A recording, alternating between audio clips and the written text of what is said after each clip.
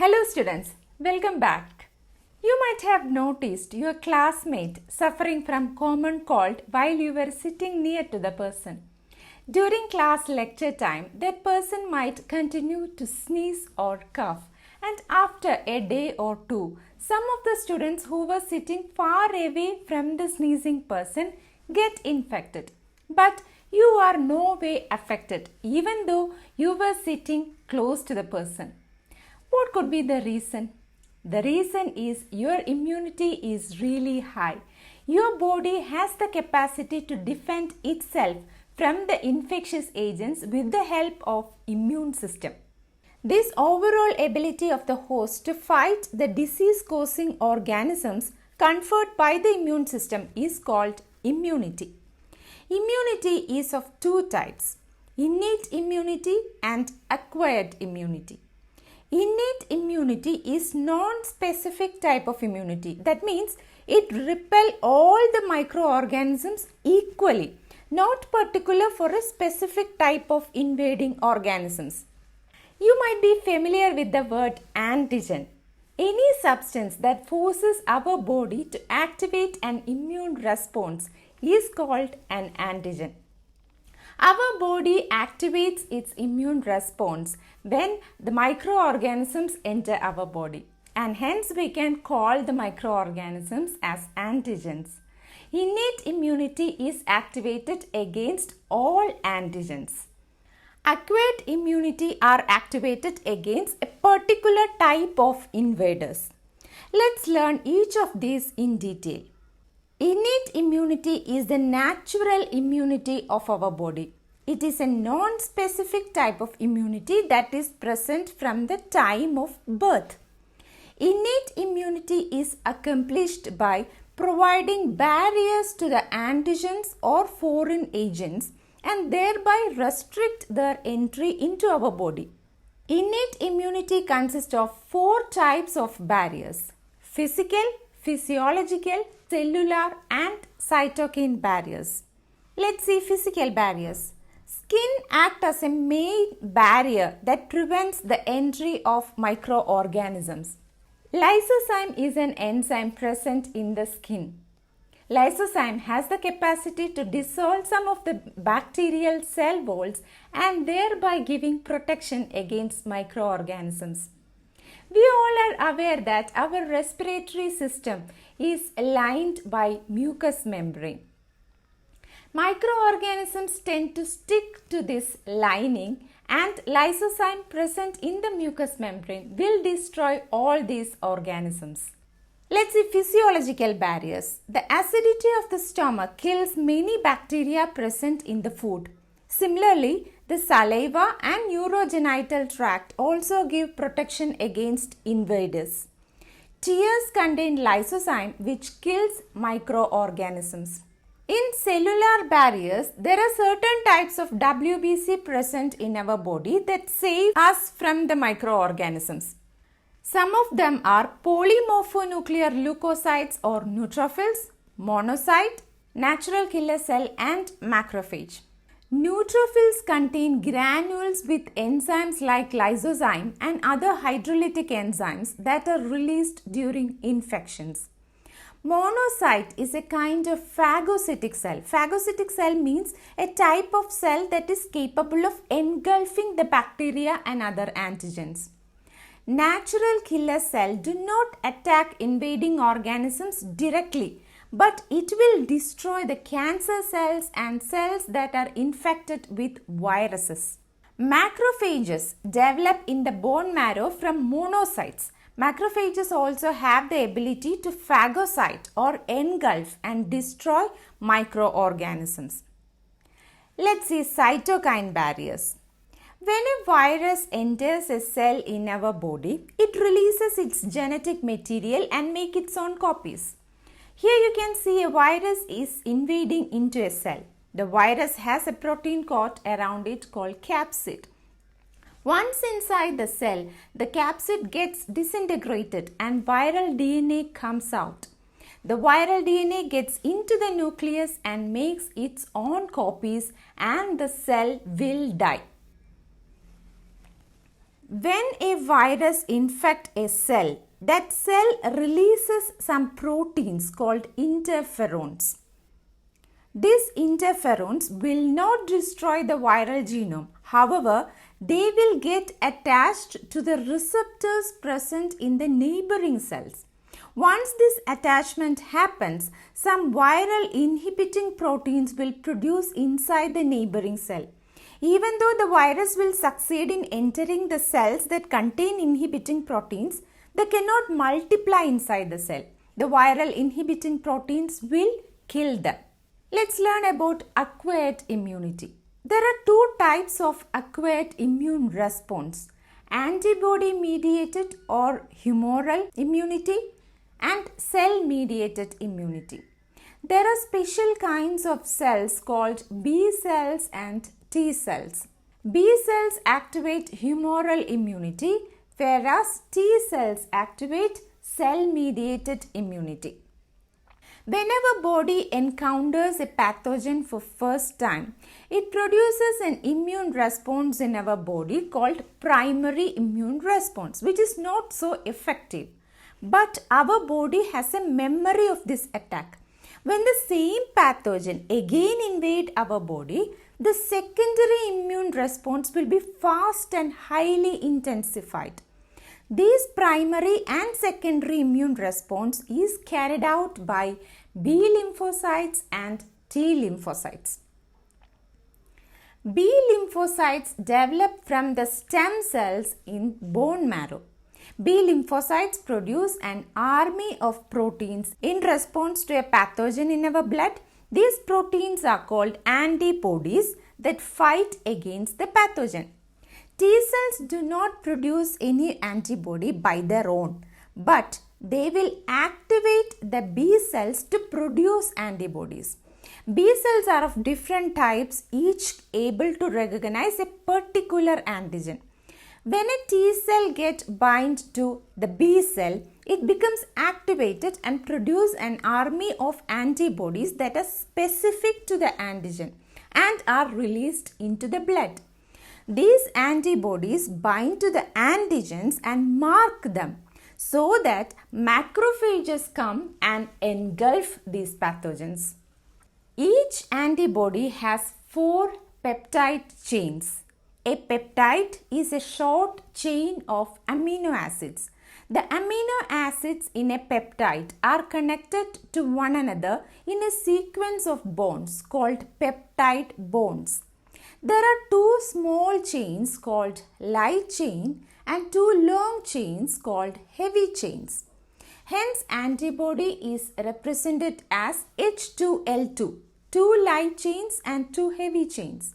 The antigens will get attached to this area. This is an antigen. This will come here and attach here.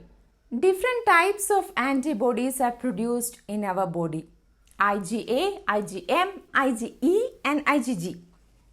IgA is present in secretions like saliva, tears and in secretions of respiratory, intestinal and genital tracts. It protects the mucous membrane from the attack of pathogens. IgM is produced in primary response. We already saw that when T cell activates B cell, they produce antibodies. But some T cells change into memory cells.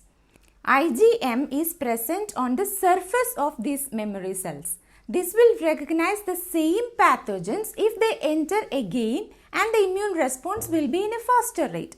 It is the most efficient antibody. IgM is the most efficient antibody. IgE is present in allergic responses.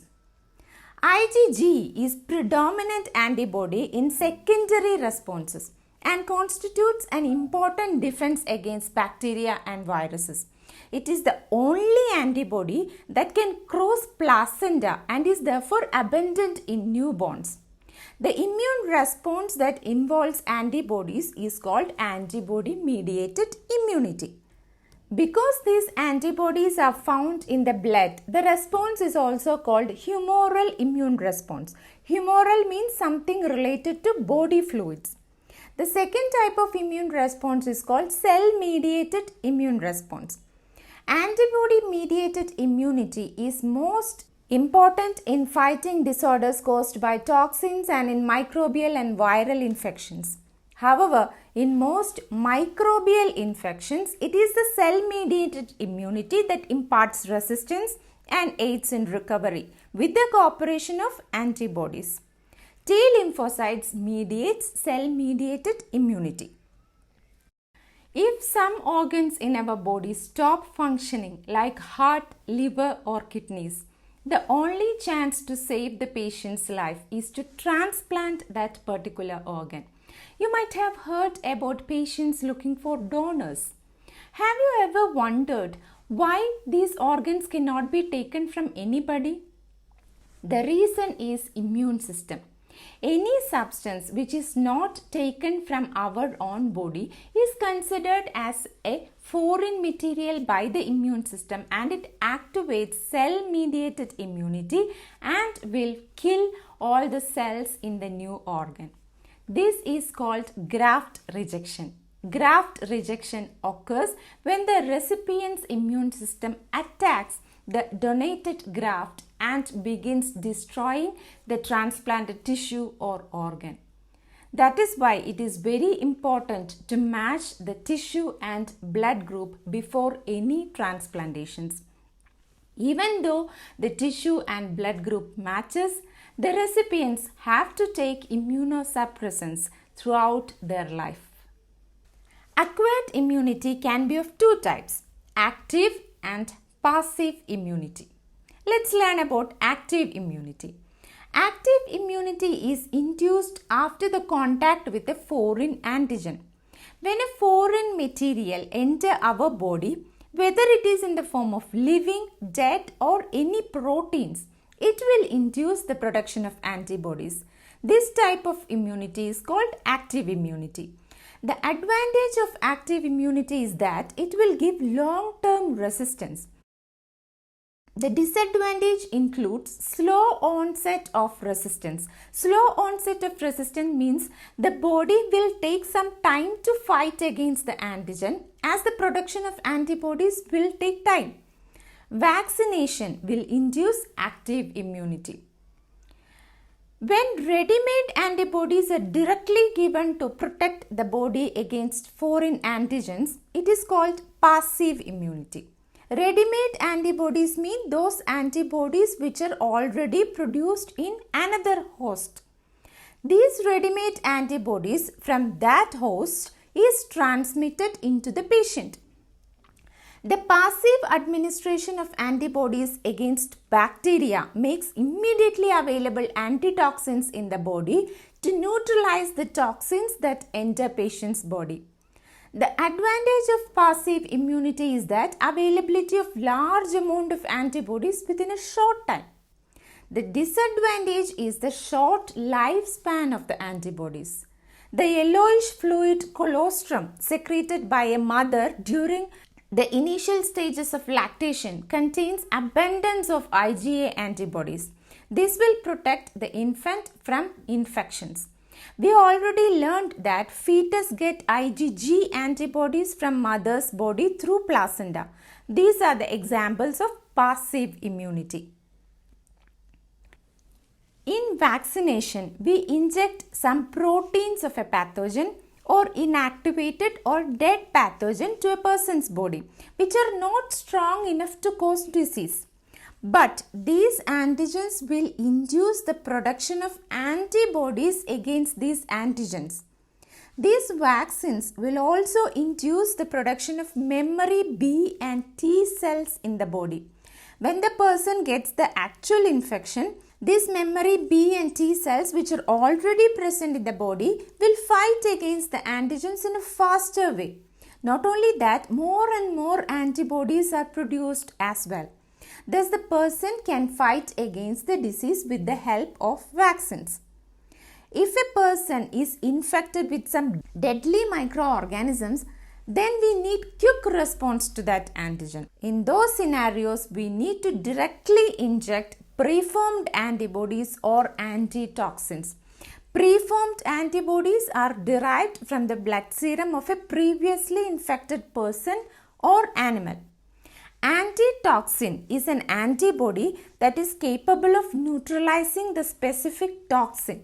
Antitoxin is administered intramuscularly in cases of tetanus infection. Similarly, in case of snake bites, the injection which is given to the patient contains preformed antibodies against snake venom. The administration of antibodies to a person from another host to provide temporary protection against a disease-causing agent is called passive immunity. Have you heard about recombinant DNA technology? Recombinant DNA technology joined together the DNA molecules from two different species. Viruses have surface proteins which activate the immune system in us. These are the surface proteins. These surface proteins activate the immune system in us. Using recombinant DNA technology, these viral antigenic proteins are produced in bacteria or yeast. From these bacteria or yeast, we can extract the antigen which is used to make vaccines. Vaccines produced during this approach allow large scale production and hence greater availability of vaccines. Hepatitis B vaccine is produced by recombinant DNA technology in yeast cells. All of us are familiar to allergies. Some of you might be allergic to dust, pollen or food. Some of us are sensitive to some particles in the environment. Responses expressed by our body during this allergy might be sneezing, coughing or itching, etc. Let's learn more about allergy. The exaggerated response of immune system to certain antigens present in the environment is called allergy. The antigens or substances that trigger allergy is called allergens. We learned about the different types of antibodies produced in the body in response to antigens like IgE, IgG, IgA and IgM. The antibody type produced in allergy is IgE. Example of allergens are dust, pollen, animal dander, etc.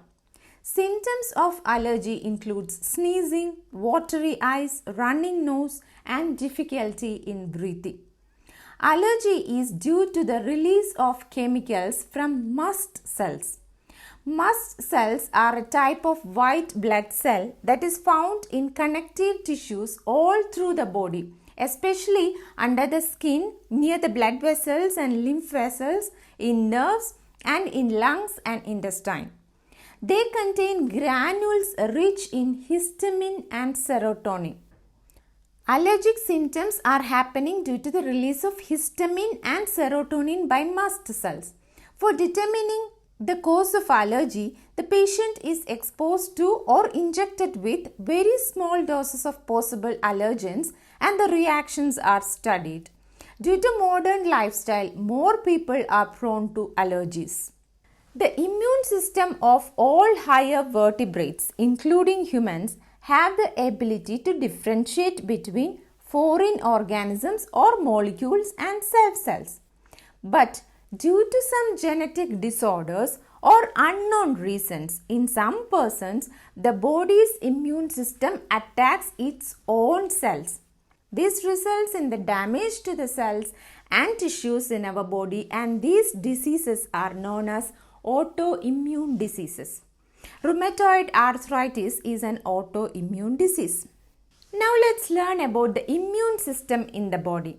Human immune system consists of lymphoid organs, tissues, cells and antibodies. In lymphoid organs, the origin, maturation and proliferation of lymphocytes takes place. These lymphoid organs are divided into two: primary and secondary lymphoid organs. Primary lymphoid organs generate lymphocytes. Lymphocytes include natural killer cells, T cells and B cells. Natural killer cells will come into action within the hours of an antigen or foreign body's presence in our body. There are two organs considered as primary lymphoid organs, bone marrow and thymus. Bone marrow is the main lymphoid organ where all blood cells, including lymphocytes, are produced. Here the maturation of B cells also takes place. From bone marrow, B cells join circulatory system and travel to secondary lymphoid organs. T cells, on the other hand, travel from bone marrow to thymus where they get mature. B cells go from bone marrow to secondary lymphoid organs, but T cells go to thymus. Thymus is a lobed organ located near the heart and beneath the breastbone. It is quite large at the time of birth, but keep reducing its size with age, and at the time of puberty it reduces to very small size. The maturation of T cells happen in thymus. The lack of thymus in children results in severe immunodeficiency. Let's learn about secondary lymphoid organs. They mainly involve lymph nodes and spleen.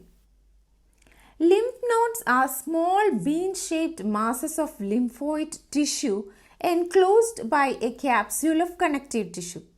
Here, the lymph gets filtered and foreign antigens can be trapped and exposed to the cells of immune system for destruction. They are found in the junctions of major lymphatic vessels. Lymphoid tissues are located within the lining of respiratory, digestive and urogenital tract called mucosa-associated lymphoid tissue.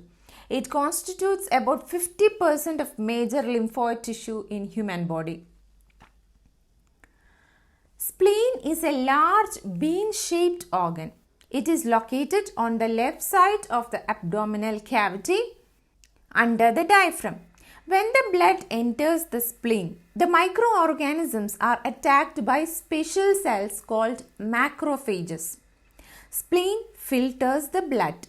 It produces and stores lymphocytes.